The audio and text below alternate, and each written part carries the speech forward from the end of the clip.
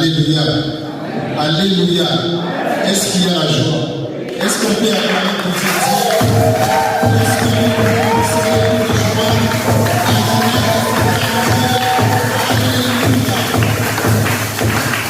Alléluia. J'ai remercié le Seigneur pour ce privilège qu'il m'a donné pour que je me présente au devant de son peuple pour parler de la part de Dieu. Amen, amen. En fait, je m'appelle Moussafi Louam Raphaël, je suis enfant de la maison.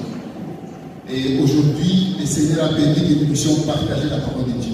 Je remercie le monde pastoral qui nous a programmé pour que nous puissions parler de la parole de Dieu. Amen, amen. Alléluia. Aujourd'hui, on va parler d'un thème alors que je réfléchissais sur cet enseignement, sur qu'est-ce que je vais dire ce dimanche. Beaucoup de thèmes sont venus à l'esprit, je commençais à dire la parole de Dieu. Et au vu du projet que nous avons, non seulement celui d'achat d'instruments, mais aussi celui de la construction de notre temple, les thèmes qui m'est venu à l'esprit, le Seigneur a voulu encore que nous puissions parler de ces thèmes intitulés « Construire un monument devant Dieu ». Alléluia. Construire un monument devant Dieu. Tu peux m'aider, prédicateur, à joindre et dire à ton voisin, construire un monument devant Dieu. Alléluia. Construire un monument devant Dieu. Deux mots ressortent directement de notre thème. C'est d'abord le verbe construire et puis un monument. Qu'est-ce donc le verbe construire? Construire signifie ériger. Construire signifie bâtir. Ça signifie assembler des matériaux, mettre ensemble des matériaux de construction pour élever ou pour surélever quelque chose. Alléluia. Par contre, le mot monument c'est tout simplement, ça signifie tout simplement un ouvrage d'architecture qui est érigé généralement pour un objectif, celui de perpétuer un souvenir, soit d'une personne, soit d'un événement. C'est-à-dire, c'est quelque chose qu'on construit quelque chose, mais avec l'idée derrière, le plus grand objectif qu'on construit un monument, c'est pour durabiliser, pour perpétuer, pour rendre durable quelque chose. C'est peut être soit un événement, on veut rendre un événement durable. C'est peut être soit un souvenir d'une personne. Quelqu'un a fait des exploits, quelqu'un a réalisé des grandes choses, et nous construisons un monument de cette personne-là pour pérenniser, pour rendre durable cette personne. En d'autres termes, pour immortaliser quelqu'un. Amen, amen. Alléluia. Alors, un monument est construit généralement pour quatre raisons. La première raison pour laquelle on construit un monument, on érige un monument, c'est pour des raisons d'esthétique. Des raisons d'esthétique ou d'ornement de la vie, pour embellir la vie. Alléluia. Vous allez voir dans la vie de Bukavu, partout il y a, comment on dit ça, des places, place Moulamba, place de la paix, place, etc. Si des différentes places là, on construit un petit monument. L'objectif c'est embellir la vie, rendre la vie plus belle. C'est pour des raisons esthétiques. Alléluia. Deuxième objectif, pour lesquels on construit un monument, ou on érige un monument, c'est pour transmettre une valeur. On veut transmettre une valeur, on s'est dit, qu'est-ce qu'on fait pour transmettre telle ou telle valeur? Nous construisons un monument qui retrace la valeur qu'on veut transmettre à la population. Je donne un exemple. Quand vous allez par exemple à Goma, vous arrivez à Goma, vous voyez, tout le monde a tendance à arriver sur les ronds-points qu'on appelle des ronds-points Djibouti.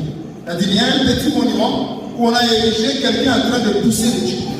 L'idée derrière, ce n'est pas au-delà d'embellir la vie, mais l'idée derrière, c'est que nous voulons transmettre une valeur, la valeur selon laquelle, ici chez nous, il faut travailler.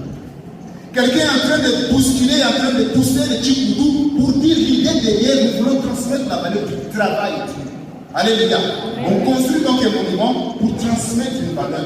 Vous allez par exemple ici, quand vous montez à la place ici, on dit place de la paix. Quand vous arrivez là-bas, vous voyez par exemple, c'est pas moi, je trouve que c'est la colombe avec les rameaux. L'idée derrière, c'est que nous voulons transmettre une valeur de la paix. Dans notre vie, nous voulons la paix. Et nous construisons un monument, et dans ce monument-là, nous essayons de construire quelque chose qui veut transmettre telle ou telle valeur. Alléluia. Troisième raison pour laquelle on construit un monument, c'est pour des raisons touristiques. On construit un monument pour que les gens viennent visiter ce monument, qui payent de l'argent. Je donne un exemple, je n'ai jamais été en France. Mais si tu arrives en France, tu ne prends pas une photo devant la tour Eiffel, tout le monde va dire que tu n'as jamais été en France. Alléluia. Alléluia. Donc la tour Eiffel comme un monument qui est érigé, c'est pour des raisons touristiques, tout le monde. Donc l'indicateur pour quelqu'un qui est parti en France, c'est arriver à la tour Eiffel et prendre une photo. Alléluia. Alléluia. Donc on construit aussi des monuments comme ça pour des raisons touristiques. Mais la dernière raison, et d'ailleurs la raison primordiale pour laquelle on construit un monument, c'est pour perpétuer, pour immortaliser un souvenir, soit d'une personne, soit d'un événement. C'est pour rendre qu'un souvenir soit durable. Alléluia. Qu'un souvenir puisse passer de génération en génération. Soit le souvenir d'un événement, soit le souvenir d'une personne. Quand vous allez ici à Bukavu, à la place de l'indépendance, l'idée derrière d'ériger ce monument-là, c'est pour dire qu'il y a un événement qui s'est passé dans notre pays et nous voulons le pérenniser. Nous voulons durabiliser cet événement. Chaque visiteur, quand il arrive, même s'il ne connaît pas qu'il y a eu de l'indépendance à l'ère précédente ou telle date, il arrive et dit ce monument-là, c'est pourquoi tout le monde dira non, ce monument-là nous rappelle l'indépendance de notre pays. Alléluia. Alléluia. Est-ce qu'on est ensemble jusque-là? Donc un monument est construit pour perpétuer les souvenirs. C'est ça la signification qu'on va prendre dans notre enseignement. N'oubliez pas, notre thème, c'est construire un monument devant Dieu. Ériger quelque chose devant Dieu. Mais l'idée derrière ici, il ne s'agit pas de monter au ciel avec des briques, ou avec les ciments, ou avec les moellons, et dire aux anges, hey, anges, est-ce que vous pouvez dégager devant les trônes de Dieu, comme ça je vais venir, je vais construire quelque chose là. J'appelle les maçons pour construire. C'est pas ça l'idée. L'idée derrière ici pour nous, c'est poser un acte devant Dieu ou dans l'œuvre de Dieu, dans l'église de Dieu, qui reste un souvenir devant Dieu, qui reste dans la mémoire de Dieu beaucoup de temps, qui dure devant Dieu. Il s'agit de poser un acte, de faire quelque chose pour le Seigneur, de faire quelque chose pour le ministère de Dieu, de faire quelque chose pour l'œuvre de Dieu, qui va rester pas devant les hommes, mais qui va rester dans la mémoire de Dieu beaucoup de temps. Alléluia. Construire un monument devant Dieu. Il s'agit de poser un acte devant Dieu, poser un acte dans l'œuvre, dans l'église de Dieu, poser un acte dans le ministère, poser un acte dans tel ou tel département pour l'œuvre de Dieu qui va rester durable dans la mémoire de Dieu. Alléluia. Les textes que nous venons de lire dans Marc chapitre 15, le verset 42 jusqu'au verset 46, nous parlent de l'histoire d'un monsieur, la Bible l'appelle Joseph d'Arimathie. Alléluia. N'oubliez pas, notre thème, c'est construire un monument devant Dieu. En d'autres termes, poser un acte devant Dieu qui reste durable. Un acte qui va passer beaucoup de temps, qui sera durable, qui sera dans la mémoire de Dieu beaucoup de temps. Les textes que nous venons de lire, la Bible nous présente un monsieur, on l'appelle Joseph d'Arimathie. Quand vous lisez les différents évangiles, les différents évangélistes, Matthieu, Marc, Luc, Jean, tous ils parlent de Joseph. Et chacun essaie de mettre quelque chose que l'autre n'a pas mis. Par exemple, quand vous lisez par exemple dans l'évangile que nous avions lu, Joseph d'Arimathie est présenté, on peut le présenter sous 5 façons. 5 façons de le présenter avec tous les évangélistes là. La première des choses, c'est Joseph, la Bible dit que c'était un homme riche. Alléluia. Joseph, compagne de Joseph d'Arimathie, ce qu'il faut d'abord entendre, c'est que la Bible dit que c'était un homme riche. Deuxième information que nous avons par rapport à Joseph, c'est que Joseph, c'était un homme juste et droit. La Bible précise, certains évangélistes, je crois, si je ne m'abuse pas, ça doit être Luc, qui parle de dit que Joseph, c'était un homme bon et juste. Troisième information que nous avons de Joseph, c'est que Joseph, c'était un disciple de Jésus, mais la Bible dit, je crois dans Jean, il était disciple de Jésus, mais en cachette, en secret.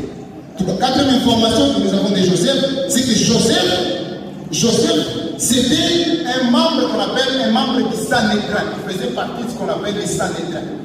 Les Sanhédrins, pour comprendre ça, on peut le comparer aujourd'hui avec le Parlement.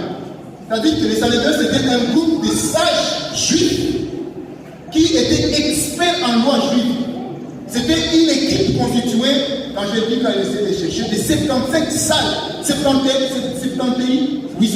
personnes, c'était de vieux sages juifs experts en loi juive. C'est-à-dire qu'ils jouaient à la fois, ils jouaient le rôle législatif, c'est-à-dire qu'il élaborait des lois, mais il jouait aussi le rôle de judiciaire, c'est-à-dire que les Sanhédrins, c'était, comment je vais dire, les tribunaux suprêmes à cette époque. C'est-à-dire c'est les Sanhédrins, non seulement ils élaboraient des lois, il était aussi, c'était une équipe qui était considérée comme les tribunaux suprêmes à cette époque. Et la Bible dit que Joseph d'Arimathée faisait partie du Sanhédrin, des membres du Sanhédrin. Cinquième information que nous savons de Joseph, c'est par rapport même à son nom. La Bible dit qu'il s'appelle Joseph d'Arimathée. Déjà, pour vous informer, Arimathée n'est pas un poste de nom, ce n'est pas Joseph d'Arimathée, Arimathée comme un poste de nom. Arimathée ici, c'est le nom de, comment je vais dire, de son village ou de sa ville. Aujourd'hui, on l'appelle, c'est la ville de Rancy qui est en Palestine. Donc, c'est l'actuelle ville de Rancy qui est en Palestine. Donc, c'est le nom de son village à cette époque-là. C'est comme quelqu'un qui dirait Hussein Gemouda. Alléluia. Mouda, c'est un village qui est là. C'est comme quelqu'un qui dirait Chanty de Calais. C'est ça. Donc, Joseph d'Arimathée. Ce n'est pas un poste de nom, mais c'est le nom de son milieu de naissance. Amen. C'est comme quand la Bible dit Saul, c'est comment je veux dire Saul de Tarse. Tarse n'est pas un poste de nom, mais c'est le nom de son milieu de provenance. C'est quand la Bible dit Simon de Cyrène. Cyrène n'est pas un poste de nom, mais c'est le nom, n'est-ce pas, de son milieu dans lequel il vient. Mais ce qui est intéressant dans ces textes-ci, la Bible dit que c'est monsieur Joseph d'Arimathée, il a donné son tombeau à Jésus. Alors que Jésus était déjà sur la croix, c'était un vendredi soir, et Joseph d'Arimathée, il décide, quand vous lisez la Bible, vous allez voir, il osa aller voir Pilate pour demander le corps de Jésus. Pour lui, je vais poser un acte qui va rester un monument devant Dieu. Je vais poser un acte qui va durer aussi longtemps possible dans la mémoire de Dieu. Je vais poser un acte pour les Dieu qui va rester. Et Joseph d'Arimathée, quand vous lisez ces textes que nous avions lus, il a décidé d'offrir son tombeau à Jésus, de donner son tombeau à Jésus. Alléluia. Qu'est-ce que tu as déjà donné à Jésus? Alléluia. Qu'est-ce qu'as-tu déjà donné à Jésus? Pour l'œuvre de Dieu, pour l'église de Dieu, pour l'avancement de l'œuvre de Dieu. Qu'est-ce que tu as déjà donné? Et Joseph d'Arimathée, il a donné son tombeau. La Bible dit que c'était un tombeau qui était encore neuf. Et il a donné à Jésus pour qu'on puisse enterrer Jésus. Mais la question que je me suis posée quand je lisais cette écriture, mais quels sont les risques que Joseph d'Arimathée a couru en donnant son tombeau à Jésus? En acceptant d'aller enterrer Jésus, quels sont les risques? Les premiers risques que Joseph d'Arimathée a pris, c'était les risques de dépenser sans aucune idée de rembourser. Alléluia. Joseph d'Arimathée, au-delà de son tombeau qui était encore neuf, la Bible dit qu'avec Nicodème, ils ont acheté, là où nous avions lu, la Bible dit qu'il a acheté de linge. Il a acheté de linge. Il a acheté des comment on appelle ça? Des myrtes. Il a acheté, on appelle ça des aromates, c'était comme des parfums. Il a acheté beaucoup de choses. Au-delà de donner le tombeau, il a aussi dépensé son argent pour l'œuvre de Dieu. Alléluia. Il a risqué de dépenser sans aucune idée de retour. Pourquoi je dis sans aucune idée de retour? Mais finalement, c'est un cadavre qui dépense pour un cadavre. Et d'ailleurs, à son vivant, Jésus-Christ lui-même disait qu'il n'a pas où mettre sa tête. Pour ça, maintenant, vous le dire. Alléluia. Quelqu'un qui n'a pas où mettre sa tête. Dans Matthieu chapitre 8, verset 19 à 20, quelqu'un est en train de dire, Seigneur, moi je vais te suivre. Écoutez ce que Jésus-Christ me dit. Un scribe s'approcha et lui dit, Maître, je vais te suivre partout où tu iras. Matthieu chapitre 8, verset 20, Jésus lui répondit, les renards ont des tanières et les oiseaux du ciel ont des nids, mais le Fils de l'homme ici que tu vois, le Fils de l'homme que tu vois, il n'a pas où mettre sa tête. Dans une fata, alléluia, dans une fata, tu as dit, tu vois, et tu peux donner la tête à quelqu'un à où il a au roi. Alléluia. Quelqu'un qui ne payait pas le transport, quand vous lisez la Bible, c'est lorsqu'il est entré à Jérusalem qu'il a pris un anneau, il est monté sur la Bible. Mais il ne paye pas le transport. Quand on a dit, billet, joyeuse. Quand on te dit, quand tu vas joyeuse, c'est-à-dire, tu ne payes pas le transport. Dis une fille naïve. Tu peux donner la tête à quelqu'un comme ça. Alléluia. Alléluia. C'est à ce monsieur que Joseph d'Arimathée va accepter de dépenser sans aucune idée de rembourser. C'est un risque. Donner ton argent, donne ton compte, donne ton argent sans aucune idée de rembourser. Mais il a accepté de risquer pour poser un acte qui va durer devant Dieu. Alléluia. Deuxième risque que Joseph d'Arimathée a pris, c'est celui au fait d'avoir, ce n'est pas écrit, mais dans en misant le contexte, vous allez comprendre, c'est celui d'avoir des problèmes avec sa famille. C'est un risque. Parce que c'était déjà le soir, c'était le vendredi, et il fallait qu'on enterre Jésus ce même vendredi. Dans le cas contraire, il devrait rester sur la croix même le samedi, parce que le samedi c'était le jour du sabbat. Alors, comme c'était le soir, je m'imagine, ce n'est pas écrit dans la Bible, je m'imagine que Joseph d'Arimathée n'a pas eu le temps d'aller discuter avec sa femme pour lui dire, on va donner ce tombeau quand même à Jésus. Ou n'a pas eu le temps d'aller dire à sa femme, est-ce qu'on peut utiliser cet argent-là pour acheter des neiges, pour acheter des murs, pour acheter des parfums pour Jésus? Parce que c'était déjà le soir. Et alors sa femme, peut-être le soir, on vient lui dire à sa femme, et puis sa femme pouvait se dire, où allez-vous ça, il y a des chiens à la cabesse. Même pour y informer, à coup d'atteindre. Donc Joseph a pris ces risques-là, les risques de dépenser, au-delà de dépenser, mais les risques d'avoir des problèmes avec sa femme. Parce que c'était un topo familial. Il fallait quand même un consensus. Mais ce soir-là, Joseph décide de donner des choses sans consulter sa femme. Alléluia. Il a risqué. Troisième risque qu'il a pris pour poser un acte qui va rester un monument devant Dieu, c'est le risque de mourir. Il a risqué de mourir. Pourquoi mourir? Parce que quand on a jugé Jésus, ceux qui jugeaient Jésus, c'était les membres du Sanhédrin. Et lui, il faisait partie du Sanhédrin. C'est-à-dire, c'était, tel que je l'ai dit, c'était le conseil, c'était le tribunal suprême à cette époque. C'est là où la décision de tuer Jésus était qui à l'intérieur. Et la Bible dit que lui aussi, il faisait partie de ces gens-là. Même s'il n'avait pas donné son approbation. Mais il était là dans l'équipe. Alors, il paraîtrait pour un traître. Quelqu'un qui vient encore demander le corps de celui que nous tous nous avons décidé de tuer. C'est pourquoi la Bible dit qu'il était disciple de Jésus, mais en cachette. Alléluia. Pourquoi? Parce qu'il avait peur. Il avait peur de mourir. Et il a accepté de prendre le risque de mourir, mais afin de poser un acte qui va rester durable devant Dieu. Alléluia. Un acte qui va rester durable devant Dieu. L'autre risque que Joseph a pris, c'était le dernier. C'était le risque, n'est-ce pas, de perdre son emploi. Tel que je vous disais, il était membre du Sanhédrin. C'est pourquoi il a dit qu'il était un homme riche. C'est comme quelqu'un aujourd'hui, c'est comme un sénateur, en d'autres termes. C'est comme un sénateur. C'est quelqu'un qui a des moyens. Et le fait de lui d'aller demander le corps de Jésus, il osa, la Bible utilise des verbes et des mots pour montrer qu'il avait peur. Il avait peur, qu'il était en train de risquer. Il osa aller voir Pilate. Il était disciple de Jésus, mais en cachette. C'est parce qu'il avait peur de certaines choses. Et il avait aussi peur de perdre son emploi. Mais en dépit de cette peur-là, Joseph d'Arimathée a accepté d'aller voir Pilate et de demander le corps de Jésus. Il est derrière. Je vais poser un acte devant Dieu, mais qui va rester pour des générations. La preuve, aujourd'hui, ça fait 20 siècles plus tard, plus de 20 siècles, on est encore en train de parler de cet acte qui va poser devant Dieu. Qu'est-ce que tu as déjà risqué pour Dieu? C'est la première question que je vais te poser. Qu'as-tu déjà risqué pour Dieu? Même un $10 pour dire en 10 semaines, une moise, je n'achète pas un pantalon. Je prends ces $10, je les mets dans les achats des instruments. Même risquer un pantalon, tu l'as dedans. Et puis tu pries. Mungo, je pose la question à ton voisin. Mungo, qui est mounini. Alléluia. Mungo, quand on dit mounini yako. Alléluia. Même un risque de donner, d'offrir un jour, risquer un jour d'offrir 5 000 francs. Vous risquez d'offrir 5 000 francs. Alléluia.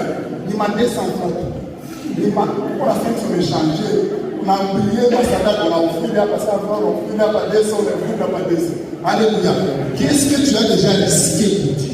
Joseph d'Arimathée a risqué des choses, non seulement des moyens, des temps, l'énergie, son tombeau, il a dépensé son argent pour poser un acte devant Dieu. Mais nous, vous pouvez organiser un dimanche, il peut être en petit. Oh, tu n'es membre d'aucun département, les départements sont en train de chômer. Tu ne fais rien. Alléluia. Quel est l'acte que tu as déjà posé pour Dieu? Alléluia. Pourquoi aujourd'hui, beaucoup de chrétiens ne risquent pas des choses pour Dieu? Ils sont incapables de risquer $20 pour Dieu. Ils sont incapables de risquer leur temps. Je suis étudiant, bien sûr. Mais est-ce que dans mon temps de la semaine, est-ce que je peux risquer mes 3 heures pour d'être de Dieu? Est-ce que je peux risquer mes œuvres pour aller travailler pour le Seigneur? Pourquoi les gens aujourd'hui, les chrétiens, ne risquent pas des choses pour Dieu? La première raison, c'est parce que beaucoup de chrétiens ont la volonté, mais la poche est vide. Alléluia. Volonté à vous servir, volonté à vous contribuer au cinéma, mais il faut aux âges pour le problème. Alléluia. Donc la volonté, elle est là. Il aime le Seigneur, les soucis de Dieu, il est là. Je vais donner $20. Je sens que ce micro ne fonctionne pas. Je sens que je vais donner $10. Mais la poche est vide. Alléluia. Mais la deuxième raison qui fait que beaucoup de chrétiens aujourd'hui, beaucoup d'enfants de Dieu ne risquent pas des choses pour Dieu, c'est l'ingratitude. Et ici, l'ingratitude, il y a deux niveaux. Il y a une ingratitude, permettez, il y a une ingratitude consciente. Nous, du coup, un grand adjoint, nous, la frère, je te donnerai rien, il est milliard, il y a un pasteur, il est même un instrument, il est bien. Alléluia. Quelqu'un, il a des moyens, mais il est ingrat. Il est conscient. La visibilité a déjà décidé. Je ne ferai rien. Alléluia. Deuxième type d'ingratitude, c'est une ingratitude inconsciente. Inconsciente pourquoi? C'est qu'il est chrétien, mais il n'a jamais trouvé le temps de s'asseoir pour réfléchir sur la grandeur de Dieu dans sa vie. Il pense que c'est un acquis. Avoir un travail, il pense que c'est un acquis. Avoir un mari chrétien, il pense que c'est un acquis. Avoir une femme chrétienne, il pense que c'est un acquis. Avoir une maison dans la ville ici, une parcelle ici, pour lui, il pense que il doit changer. Avoir un travail, nous avons la scène de la Mouzouri, l'handicap français à l'Émousset, nous avons l'expérience. Il pense que c'est ce qui lui donne le travail. Et le fait de penser comme ça, il manque le temps de regarder la grandeur de Dieu dans sa vie. Alléluia. Je me suis rendu compte que avoir un mari chrétien, qu'on avoir dans mon Christ, ça c'est un sujet d'action de grâce. Ça c'est bon. Alléluia. Et vice versa. Avoir aussi une femme chrétienne, une femme qui crée les Seigneur, avec laquelle vous venez à l'église ensemble. C'est une grâce. Et là, à partir de ça, tu peux sentir à toi 50 pour même. Alléluia. Alléluia. Là où je loge, il y a un couple voisin qui l'a dit, je vous dis, chaque jour, ils se battent. Chaque jour. Je vous dis, chaque jour, ils se battent. J'ai compris. Avoir un mari chrétien, quelqu'un qui m'a appris. Alléluia. Alléluia. Avoir un travail dans cette vie. Tu as un travail dans cette vie où il y a la compétition comme ça. Et toi, tu penses que c'est un acquis. Tu as un travail, ton mari a un travail. Avoir des enfants. Tu as des enfants. Tu penses que c'est un acquis. Ça, c'est une grâce. C'est une grâce. Alléluia. Étudier à l'université. C'est pas parce que ton père est riche. Il y a des gens dans la vie ici. Leurs parents ont beaucoup de moyens. Mais ils commencent à piller au grave. Alléluia. Pour avoir 3 enfants, tu as 7 enfants, tu as 8 enfants. Dans tes 8 enfants là, il n'y a pas quelqu'un qui m'a appris à piller. C'est une grâce. Alléluia. Alléluia. Mon cher, parce qu'il y a des petites choses que nous minimisons comme ça. Un jour, je venais de l'église. J'allais à l'église. J'ai rencontré un garçon de mon âge. En allant, tu es petit, la vie. Il est vraiment pas possible. Il m'a passé ici. Alléluia. Avoir des enfants qui craignent le Seigneur, c'est une grâce. Alléluia. Mais tout ça, je suis en train de te dire que tout ce que tu as, ce n'est pas par tes efforts. Regardez avec moi Jean chapitre 3, verset 27. Jean chapitre 3, verset 27, la Bible dit ceci. Jean répondit, un homme ne peut recevoir que ce qui lui a été donné du ciel. Amen. Un homme ne peut recevoir que ce qui lui a été donné du ciel. Les enfants que tu as, c'est Dieu qui t'a donné ça. Je suis en train de t'appeler à avoir la gratitude pour Dieu. Si quelqu'un connaît ce que Dieu a fait pour lui, donner quelque chose pour les estimants, ce n'est pas un problème. Poser un monument pour Dieu, pour la gloire de Dieu, ce n'est pas un problème. Alléluia. La troisième raison qui fait que beaucoup de gens, beaucoup de chrétiens ne risquent rien pour Dieu. aucun risque pour Dieu, c'est parce que les chrétiens ont perdu le souci de l'œuvre de Dieu. Ils ont perdu les soucis. Il est quoi? Parce qu'il y a oui, il y a pas de oui. Il est oui. On a un salon, on va faire un entretien dans notre église. Quelqu'un est à la maison, mais à tout le oui. Parce qu'il quitte. La chorale chante, ils sont à 3 personnes et lui, il connaît chanter, il est là. Les soucis de l'œuvre de Dieu ont disparu dans beaucoup d'endroits. Et poser des actes pour la gloire de Dieu. Elle m'a dit qui? L'équipe de matinale, on est fait ici à 19h.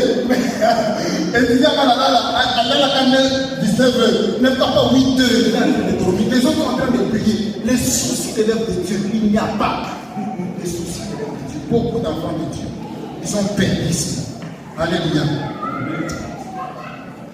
Mais la dernière raison qui fait que beaucoup des enfants de Dieu n'ont plus, en fait, ne risquent plus de choses pour Dieu, c'est parce que beaucoup d'enfants de Dieu ne savent pas, tel que je l'ai dit, identifier des histoires avec Dieu. Ce que Dieu a fait avec moi. Si tu regardes derrière ta vie, comme derrière, je ne sais pas, tu prends, c'est comme quelqu'un qui prend un miroir, et tu regardes derrière ta vie, les étapes dans lesquelles tu es passé, tu dois avoir une action en place pour Dieu. Tu dois poser des actes pour la gloire de Dieu. Un jour, David se lève le matin, il regarde là où il dort, et puis il regarde là où la tente d'habitation, là où il y avait l'arche d'alliance de Dieu. Il dit non. Il dit moi, vraiment, je peux dormir dans une maison comme ça, et Dieu est l'arche d'alliance. Il dit bâche des soucis parce qu'il a une histoire. Écoutez, lisez avec moi 2 Samuel. 2 Samuel chapitre 7, verset 1 à 3, la Bible dit ceci. Lorsque le roi, le roi David, habita dans sa maison et que l'Éternel lui eut donné du repos, il se rappelle que c'est Dieu qui m'a donné du repos. Après l'avoir délivré de tous ses ennemis qui l'entouraient, verset 2, il dit à Nathan le prophète, voici. Vois donc, j'habite dans une maison de cendre, et l'âge de Dieu habite au milieu d'une tente. Nathan répondit au roi, va, fais tout ce qui est dans ton cœur, car l'Éternel est avec toi. Amen. Alléluia. Donc, les soucis de l'œuvre de Dieu, c'est par rapport à notre expérience avec Dieu. Tu as une expérience avec Dieu. Tu as eu ce travail-là, il y avait beaucoup de gens. Aujourd'hui, là, je suis parti déposer ma candidature quelque part. Je me suis dit, Seigneur, nous n'avons pas ta case pour nous trouver. On était 3000 quelque chose. On est en train de chercher 2 personnes. On est en train de chercher 2 personnes dans les 3000. Mais dans les 2 personnes là, on est en train de chercher. Quand tu as eu ce travail-là, mais tu n'as pas un cœur de gratitude, tu manques de poser des actes pour la gloire de Dieu. Permettez-moi, avant d'atterrir, et on va prier le Seigneur, de vous dire les avantages qu'il y a quand on pose des monuments devant Dieu. Quand on décide, moi je décide de servir Dieu pendant ces temps où je suis étudiant. J'ai décidé d'être toujours membre de cette église. Je décide de chanter toujours. Ça, c'est un monument. Je décide de donner ma contribution pour les achats des instruments. C'est un monument. Je décide de faire quelque chose pour la gloire de Dieu. C'est un monument qui va rester devant Dieu. Quels sont les avantages de poser des actes qui durent devant Dieu? Le premier avantage, c'est que quand tu poses un acte qui dure devant Dieu, c'est que cet acte-là que tu viens de poser dérange Dieu. Il parle devant Dieu cet acte-là. À quelle enseigne que Dieu lui-même il décide de venir te chercher et de demander ce que tu veux. Quand tu poses un acte, le premier avantage, c'est que Dieu lui-même, il quitte le trône, il vient te chercher pour te poser la question, qu'est-ce que tu veux? Amen. Alléluia. Quand vous lisez 1 Roi chapitre 3, 1 Roi chapitre 3, vous commencez au verset 4, vous allez voir un jour 1 Roi chapitre 3, verset 4, vous descendez. La Bible dit que Salomon est parti à Gabaon. Il arrive à Gabaon, il va offrir des holocaustes à Dieu. Il va offrir, la Bible dit qu'il va offrir 1000 holocaustes. L'idée de Salomon, c'est quoi? Seigneur, je vais là-bas, je vais offrir quelque chose que personne n'a jamais offert. Je vais poser un acte de Dieu qui va rester durable devant toi. Je vais construire un monument qui va rester un souvenir devant toi. Et Salomon, il monte à Gabaon, il offre 1000 holocaustes. 1000 holocaustes. Et Dieu, dans les yeux, il est étonné. La Bible ne dit pas que Salomon a prié. Lisez avec moi, 1 Roi chapitre 3, on commence au verset 5. La Bible dit, à Gabaon, l'Éternel apparaît. D'abord au verset 4.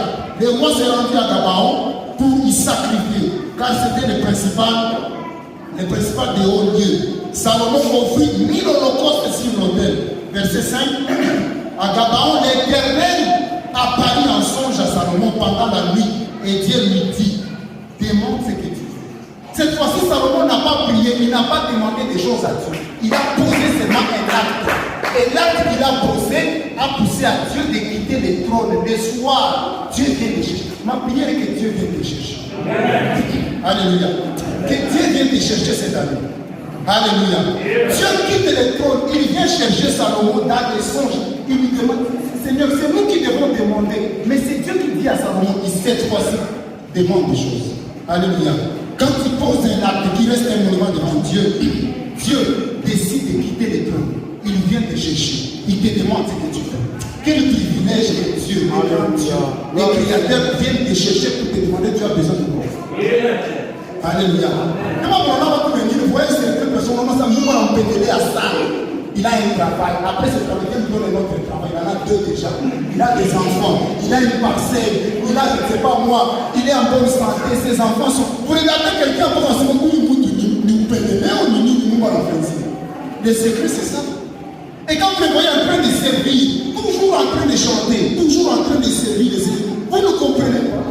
On va tout, si on va tout cacher, vous ne connaissez pas le secret, c'est poser des actes qui restent des monuments devant Dieu. Alléluia. Alléluia. Alléluia. Deuxième avantage, quand vous posez un acte qui reste comme un monument devant Dieu, c'est que certaines choses pour toi ne seront pas de grâce ou de faveur. Elles seront de droit. Dieu, il est obligé de le faire. Quand il pose certains actes devant Dieu, généralement quand Dieu nous bénit, c'est une grâce qu'il nous donne. Mais au-delà de ça, quelqu'un qui a posé un acte devant Dieu, au-delà de la grâce, ça devient un droit.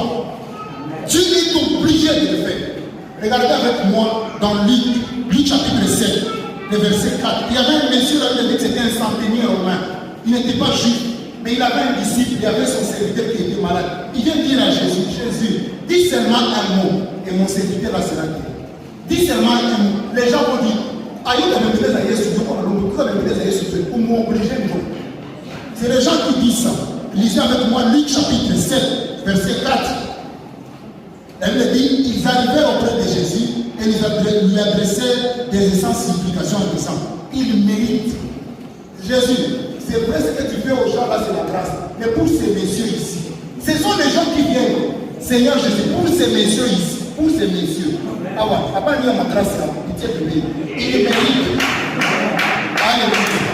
Pourquoi il mérite? C'est parce qu'il a posé des monuments. Quand vous descendez, les gens commencent à expliquer à Jésus. Jésus, ce monsieur, il n'est pas de chez nous. Luc chapitre 7, verset 5, il dit au verset 4, il mérite que tu lui apportes de cela. Verset 5, car il aime notre nation et c'est celui qui a bâti notre synagogue qui est là. Ce que vous voyez là, c'est là où nous avons prié, c'est lui qui a construit ça, ce monsieur. Il a érigé un monument devant Dieu. Et lui a grâce, c'est votre Dieu. Alléluia. Il mérite que tu lui fasses. Et quand nous servons Dieu, nous sommes sérieux avec Dieu, nous travaillons avec Dieu, nous posons des actes pour l'avancement du royaume de Dieu. À un certain moment, il y a des choses que nous méritons. Et Dieu décide de nous les donner. Il mérite qu'il ait un travail. C'est pas ça que je dis amen. Il mérite que tu lui donnes cela. Le travail que nous faisons pour Dieu, à un certain moment, ça devient comme une dette pour Dieu. Dieu doit agir. Romains chapitre 4, du verset 4. La Bible dit ceci, dans la version au Strong, la Bible dit ceci. Or, le salaire de celui qui a travaillé est regardé non comme une grâce, mais comme une dette. Comme une dette. La version Louis II dit ceci, Romains chapitre 4, verset 4. La Bible dit, or, à celui qui a fait une œuvre, le salaire est imputé, non comme une grâce, mais comme une chose due, comme un devoir. Dieu doit te donner un travail. On regarde ce que tu es en train de faire. Alléluia. Troisième avantage qui arrive pour quelqu'un qui pose des actions pour l'avancement de l'œuvre de Dieu. Quelqu'un qui est en train de soutenir le ministère de Dieu, l'œuvre de Dieu. c'est que cet acte qu'il pose pousse Dieu à faire ça. Ça pousse Dieu à commencer à monologuer sur ta situation. Moi, quand tu sais, mais je dois m'échapper. Alléluia. Quand tu poses un acte, ça pousse à Dieu de commencer à monologuer lui-même au ciel. Il commence à monologuer. Il commence à parler lui-même. Regardez Genèse chapitre 8. Genèse chapitre 8, verset 20 à 21. La Bible dit ceci. Noé bâtit un hôtel à l'Éternel. Il prit toutes les bêtes pures et tous les oiseaux purs. Et il offrit des holocaustes sur l'autel. Verset 21. L'Éternel sentit une bonne odeur agréable. Et l'Éternel dit en son cœur. L'Éternel n'a pas dit à une autre personne, dit à son cœur, il commence à monologuer. Et il dit, il est noir l'enfant, il dit, moi, alléluia. Il dit, l'Éternel dit à son cœur, je ne maudirai plus la terre à cause de l'homme. Alléluia. Parce que les pensées du cœur de l'homme, etc., sont mauvais, etc. L'homme, Dieu commence à parler au regard de l'acte que Noé vient de poser sur la terre. Il fait quelque chose qui pousse à Dieu dans le ciel. Il commence à monologuer. Ma prière, c'est que cette année, Dieu monologue sur tes problèmes. Dieu commence à dire non, il est temps qu'il ait un travail, déjà c'est petit. Il est temps qu'il achète déjà ça. C'est pas moi, sa parcelle dans la vie. Il est temps qu'il ait déjà des enfants. Il est temps qu'il termine déjà les études. Que Dieu monologue sur ta vie. Et le secret, c'est poser des actes pour l'avancement du royaume de Dieu. Alléluia. Alléluia. Un jour, les anges arrivent chez Sarah. Ils arrivent chez Sarah, ils commencent à manger. Abraham a comme un souci ça. Comment 3 personnes, tu peux préparer pour 3 personnes un veau qui te fait un bon.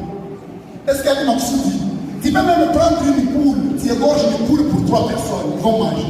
3 personnes qui sont à toi, 3 anges arrivent chez Abraham. Tu peux égorger même une poule, même 2 poules, même 3 poules. Mais toi, tu vas prendre les petits d'une chèvre, un veau, c'est ma souci. Alléluia. Les secrets d'Abraham, il voulait qu'il mange, il voulait poser un acte qui va rester durable dans la mémoire de Dieu. Et quand c'est durable dans la mémoire de Dieu, ma Bible est en train de me dire, alors que les anges étaient en train de manger, ils commencent à parler, ils sont en train de manger, quelque chose dans le temps, ils commencent à dire, où est Sarah? Il n'y a pas d'enfant ici. Mais où est Sarah? Ah, elle est où Sarah? Cette année, je passerai par ici et il y aura des gens. Quand tu poses des actes devant Dieu, Dieu lui-même commence à parler sur tes problèmes. Quand tu soutiens l'œuvre de Dieu, quand tu appuies le ministère de Dieu, quand tu fais des choses qui étonnent Dieu, Dieu lui-même commence à parler. Même l'histoire de Sodome et Gomorrhe, ils ont dit ça à Abraham. Abraham n'a pas demandé, vous allez où? Et même il est chive et tout. Il est chive et tout. Il commence à dire des choses. Abraham, pas tout ce que tu mérites, toi. Nous, on est à tout. Alléluia. Alléluia. Quand tu poses des choses qui étonnent Dieu, des choses pour l'avancement de l'œuvre de Dieu, Dieu t'étonne aussi. Alléluia. Dieu t'étonne. L'avant-dernier avantage qui arrive quand on pose des actes devant Dieu, c'est que Dieu, il nous donne d'abord ce que notre cœur désire, mais au-delà de nous donner ce que notre cœur désire, Dieu nous donne même des choses que nous n'avons jamais demandées, mais qui sont d'une grande importance. Alléluia.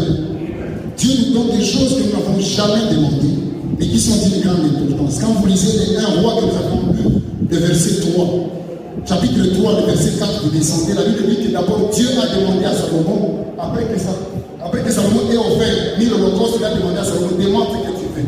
Salomon a dit, j'ai besoin de l'intelligence et de la sagesse. Mais écoutez, le verset 12, Dieu lui dit ceci, Salomon, je te donnerai en outre ce que tu n'as pas demandé. Des richesses, de la gloire, de telle sorte qu'il n'y aura pendant toute la vie aucun roi. Quand nous posons un acte qui est de Dieu pour l'avancement de son œuvre, au-delà de ce que nous lui demandons, il nous donne ça, mais il nous donne aussi des choses que Dieu te donne, des choses que tu n'as jamais demandées. Vous savez, il y a des choses que nous n'avons jamais demandées parce que nous ne les connaissons pas. Je te donne l'exemple. Il y a la requête pour laquelle tu priais l'année antérieure. Lorsqu'on veut être l'année, pourquoi on m'a dit qu'on va partir tout cas si à quoi? Peut-être que nous allons enquêter facilement. Mais quand tu as enquêté, nous allons enquêter. Mais aujourd'hui, avec les responsabilités, tu vas te rendre compte. Donc il y a des choses que nous demandons à Dieu que nous ne connaissons pas. Mais Dieu qui sonde nos cœurs, il nous donne même des choses que nous n'avons pas demandées, mais qui sont de grande importance. Alléluia. Et il dit, il dit à Salomon, je te donnerai en outre des choses que tu n'as pas demandées. Si tu poses des actes devant Dieu, qui étonnent Dieu pour l'avancement de son œuvre, Dieu te donne, c'est ce qu'on appelle des bonus. Il te donne d'abord ce que ton cœur désire et il te donne en outre la richesse, il te donne des choses, etc. Alléluia.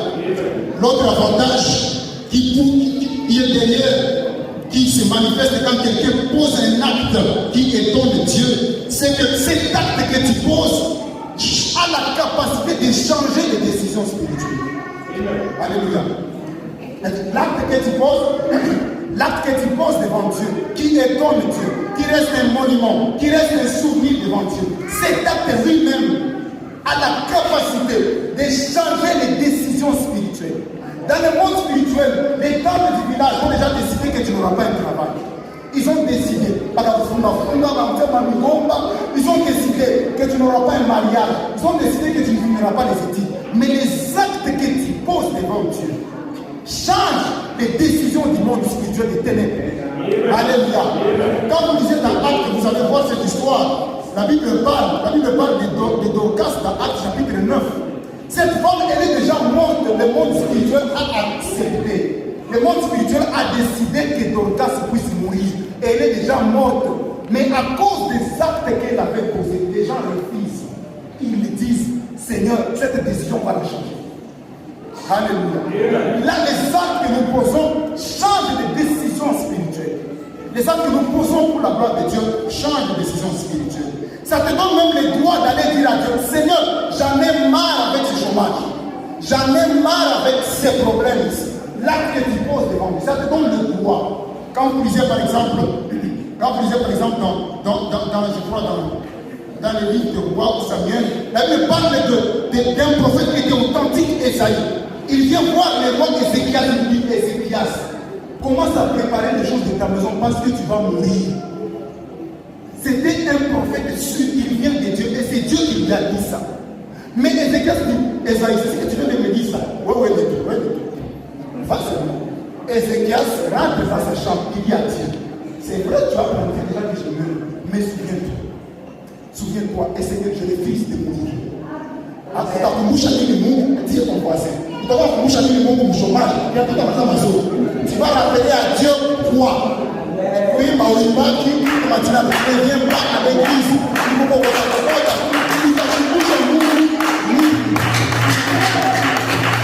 Alléluia. Tu vas rappeler à Dieu quoi? Ézéchias, il refuse de mourir. Quelqu'un refuse de mourir. Tu peux refuser ton chômage, mais tu as quoi dans ton actif? Tu as quoi? Ou tu as refusé ta mine? Alléluia. Ézéchias, il refuse. Il dit, Ézéchias dit, Seigneur, je ne vais pas mourir. Je ne vais pas mourir. Souviens-toi de ce que je fais. Tu vas dire à Dieu dans tes prières. Ça fait déjà 5 ans que tu n'as pas de travail. Mais tu vas l'appeler à Dieu quoi? Quel est le monument qui est devant Dieu pour toi? Alléluia. Et enfin, la dernière raison, il y a beaucoup d'avantages. Le dernier avantage, c'est que l'acte que tu poses devant Dieu, c'est un stimulus pour l'exaucement des requêtes qui ont déjà tué beaucoup. Pourquoi on a maïté déjà pas 10 ans? Tu as déjà oublié. Ces requêtes-là ont déjà tué. Mais le secret, c'est poser des actes. Seigneur, je vais décider mes 5 ans d'université. Je serai toujours en train de chanter. Ça, c'est un monument. Ça, c'est un monument. Qui termine ces 5 ans d'université, il dit à Dieu, Dieu, les taux de chômage en RDC, c'est 80%. Ou je ne sais pas moi, 99% des gens qui terminent les études n'ont pas d'emploi. Mais moi, j'ai fait 5 ans de te servir. J'ai des filles. Alléluia. Tu vas refuser cette situation avec toi. Alléluia. C'est un stimulus pour l'exaucement de tes prières. Quand vous lisez l'histoire de Corneille, la Bible dit que Corneille c'était un homme pieux. Il marchait avec Dieu. Il priait. Mais la Bible dit que lorsqu'il a commencé à donner des aumônes, l'ange lui apparaît, il dit, Corneille, cette fois-ci, tes prières et tes aumônes sont montées devant le trône. Donc, il ne s'agit pas simplement de prier. Il faut ajouter une autre stratégie. Pose des actes. Contribue à l'œuvre de Dieu. Soutiens l'œuvre de Dieu. Accompagne l'œuvre de Dieu. La Bible dit, l'ange vient dire à Corneille, Corneille, cette fois-ci, tes prières plus des aumônes sont cette fois-ci arrivés devant les trônes. Alléluia. En conclusion, qu'est-ce que tu as? Quel est le risque que tu as déjà pris pour Dieu? J'aimerais dire à quelqu'un que tout ce que nous donnons à Dieu, il finit par nous le remettre. Galates chapitre 6, verset 7, la Bible dit, ne vous y trompez pas, on ne se moque pas de Dieu. Galates chapitre 6, verset 7, on ne se moque pas de Dieu. Tout ce que l'homme, ce qu'un homme pourra s'aimer, il le moissonnera aussi. Alléluia. Tout ce que nous donnons à Dieu, les temps que nous donnons à Dieu, Dieu finit par nous le remettre. Les moyens financiers que nous donnons à Dieu, nous en aide, il finit par nous le remettre. Te réveiller le matin, très tôt le matin, pour aller au culte matinal, pour appuyer l'œuvre de Dieu. Dieu finit par nous le remettre. La Bible dit, on ne se moque pas de Dieu. Dieu n'a pas la tête de quelqu'un. Il n'a pas la tête de quelqu'un. Et l'avantage avec Dieu, c'est que Dieu n'est pas un homme. Un homme peut te dire, je vais te donner des choses demain, et demain te refuses. Alors, nous sommes à bon, mais Dieu m'a dit qu'il n'est pas un homme pour mentir. Il n'est pas un fils d'homme pour se mentir. Tout ce que nous donnons à Dieu, il finit par nous le remettre. Cet avant me dit, le Seigneur m'a mis à cœur de venir nous rappeler, de poser des actes. Regarde le département qui chante, le département d'évangélisation, il n'y a que 2 personnes. Le département de la diaconie, il n'y a que 2, je ne sais pas combien de gens. La chorale aujourd'hui, une chorale n'a pas chanté. Parce que peut-être que toi, tu chantes très bien, mais tu n'es pas en train de le faire. Je vais faire des appels et on va prier le Seigneur. Le premier appel, c'est quelqu'un qui est là, qui est venu, qui a les soucis de l'œuvre de Dieu. Il a les soucis de l'œuvre de Dieu. Mais ces soucis de l'œuvre de Dieu commencent à quitter. Le même feu qui était à l'intérieur commence à l'abandonner. Il ne sent plus l'envie. Autrefois, il sentait c'était bien quand je suis là, quand je chante. Il avait cette envie-là, mais l'envie commence à partir. Il avait l'envie de servir Dieu dans tel département, mais cette envie-là commence à partir. Il sentait qu'il pouvait donner des choses pour Dieu, pour servir Dieu, mais il sent un relâchement. Alors parce que aussi pour moi, pour se réveiller pour aller au culte matinal, il sent une lourdeur. L'envie de servir Dieu, l'envie de poser des actes commence à disparaître. Ce monsieur, s'il est là, cette dame, s'il est là, elle va se mettre debout, on va prier le Seigneur. La prière qu'on va faire, c'est tout dans Philippiens chapitre 2, verset 13. On va dire à Dieu, Dieu, c'est toi qui produis à nous le vouloir et le faire. Produis à nous encore ce vouloir et le faire. Si tu sens que l'envie de faire des choses pour Dieu commence à quitter, l'envie de contribuer pour l'œuvre de Dieu commence à quitter, l'envie de servir Dieu dans la morale commence à quitter, l'envie de servir Dieu dans tel ou tel département commence à quitter, tu vas te mettre debout, on va prier le Seigneur. Ça, c'est la première catégorie. La deuxième catégorie des gens avec lesquels on va prier, permettez un peu, la deuxième catégorie des gens avec lesquels on va prier, ce sont des gens qui ont les soucis de l'œuvre de Dieu. Ils sont sales, mais la poche est vide. Il a l'envie de contribuer au l'œuvre de Dieu, mais il n'a pas de travail. Il a l'envie de servir Dieu, mais il n'a pas de moyens. Il va se mettre aussi des bons, on va prier à Dieu. Elle me déclare que l'or et l'argent, dans Agé chapitre 2, verset 8, que l'or et l'argent appartiennent à notre Dieu. On va demander à Dieu, Seigneur, l'or et l'argent t'appartiennent. Nous avons besoin d'acheter ce temps. Nous avons besoin d'acheter des testimonies. Nous avons besoin de te servir. Les soucis à l'intérieur, mais la poche est vide. Seigneur, l'or et l'argent t'appartiennent. Et si nous sommes des enfants, et l'or et l'argent t'appartiennent, Seigneur Jésus, donne-nous cela. Alléluia. C'est un type de gens qui vont se mettre debout. On va prier le Seigneur.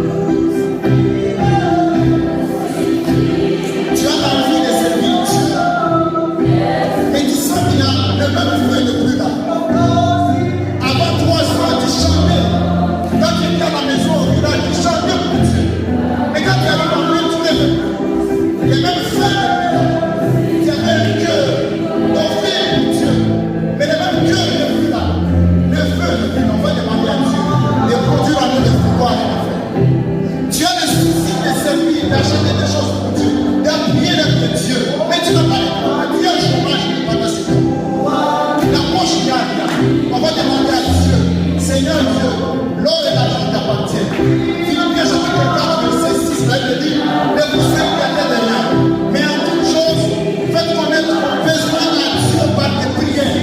Toute chose, faites connaître vos besoins à Dieu par des prières. On va faire connaître nos besoins à Dieu par des prières. Alléluia.